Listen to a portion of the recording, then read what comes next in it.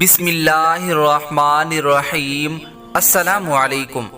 ایک ملک کا بادشاہ بہت رحم دل اور نیک تھا، رعایا کے حق میں بہت اچھا تھا، چنانچہ تمام رعایا اس سے محبت کرتی تھی اور اسے خوب دعائیں دیتی تھی۔ اسی ملک کے ایک دور دراز گاؤں میں ایک کسان رہتا تھا جس کی یہ خواہش تھی کہ اپنے نیک دل بادشاہ کی زیارت کی جائے اور اسے کوئی تحفہ دیا جائے۔ اس نے اپنی بیوی سے مشورہ کیا کہ میں بادشاہ کو ملنے کے لیے جانا چاہتا ہوں اور میری خواہش ہے کہ میں اسے کوئی تحفہ بھی دوں، تم مجھے مشورہ دو کہ میں بادشاہ کے لیے کیا تحفہ لے کر جاؤں۔ بیوی نے کچھ دیر سوچا اور کہا کہ بادشاہ کے پاس تو ہر چیز ہوگی، ہم اسے کیا تحفہ دے سکتے ہیں؟ ہاں، میرا ایک مشورہ ہے کہ ہمارے گھر کے پاس بہنے والے چشمے کا پانی بہت میٹھا اور ٹھنڈا ہے اور ایسا پانی پورے ملک میں کہیں بھی نہیں ہوگا، حتیٰ کہ بادشاہ کے پاس بھی نہیں ہوگا، تو تم اس کے لیے یہ پانی لے جاؤ۔ کسان کو یہ تجویز پسند آ گئی اور اس نے اپنے چشمے سے پانی کے 2 گھڑے بھرے، اپنے کندھے پر لاد کر بادشاہ سے ملاقات کے لیے روانہ ہو گیا۔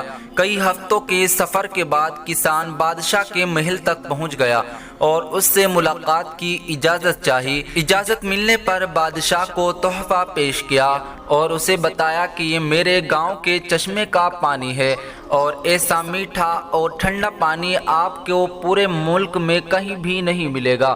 بادشاہ کے اشارے پر وزیر نے گھڑے کا ڈھکن اٹھایا تو کئی ہفتوں کے سفر کی وجہ سے پانی میں بدبو پیدا ہو گئی تھی۔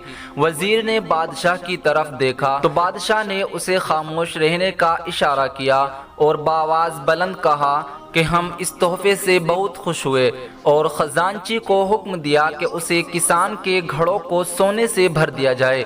کسان بہت خوش ہوا۔ بادشاہ نے وزیر کو بلا کر چپکے سے کہا کہ پانی کو گرا دینا اور واپسی پر اس کسان کو اس رستے سے گزارنا جہاں ہمارے چشمے ہیں، تاکہ اسے علم ہو کہ ہمارے پاس پانی کے کتنے چشمے ہیں اور ان کا پانی کتنا ٹھنڈا اور فرحت بخش ہے۔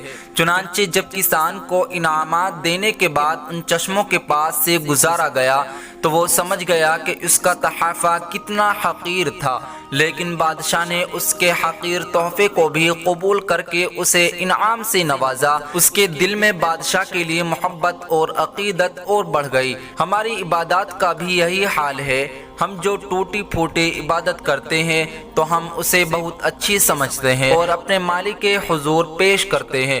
ان عبادات کے حقیقت معلوم ہونے کے باوجود وہ مالک الملک نے صرف ان عبادات کو قبول کرتا ہے بلکہ انعام کے طور پر پیش بہا نعمتوں سے بھی نوازتا ہے، حالانکہ اسے ہماری عبادتوں کی ضرورت نہیں ہے۔